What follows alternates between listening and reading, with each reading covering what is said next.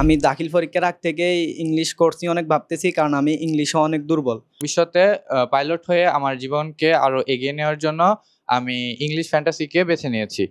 কালকে আসলাম, আমার থেকে একদিন অনেক ভালো লেগেছে। এখানে সবাই খেতে যায়, বারান্দা যায়, যেখানে যায় সবাই ইংলিশে কথা বলে। আসসালামু আলাইকুম, আমি মোহাম্মদ সিয়াম আহমেদ। আমি রিসেন্টলি এসএসসি পরীক্ষা শেষ করেছি।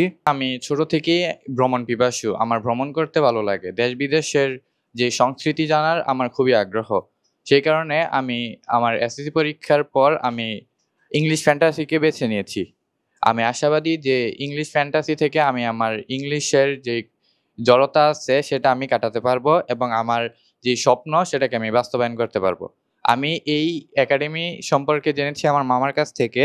তিনি আমাকে এই একাডেমিতে অ্যাডমিট নেওয়ার জন্য খুবই অনুপ্রেরণা জাগিয়েছেন।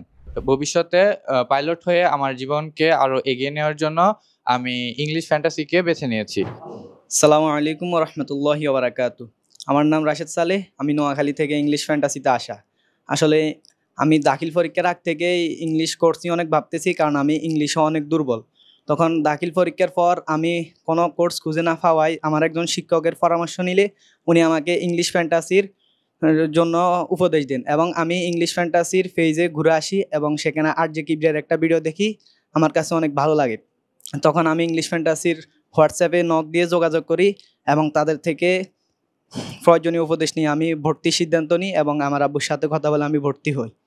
ইংলিশ ফ্যান্টাসির আবাসিক কেয়ারে আসি আমি। আবাসিক কেয়ারে আসার কালকে আসলাম, আমার থেকে একদিন অনেক ভালো লেগেছে। এখানে সবাই খেতে যায়, বারান্দা যায়, যেখানে যায় সবাই ইংলিশে কথা বলে। ইংলিশ ফ্যান্টাসিতে আসার পর আমি আমার সহপাঠীদেরকে দেখে যেটা মনে হয়েছে, আমি ইনশাল্লাহ খুব তাড়াতাড়ি ইংলিশ শিখতে পারবো।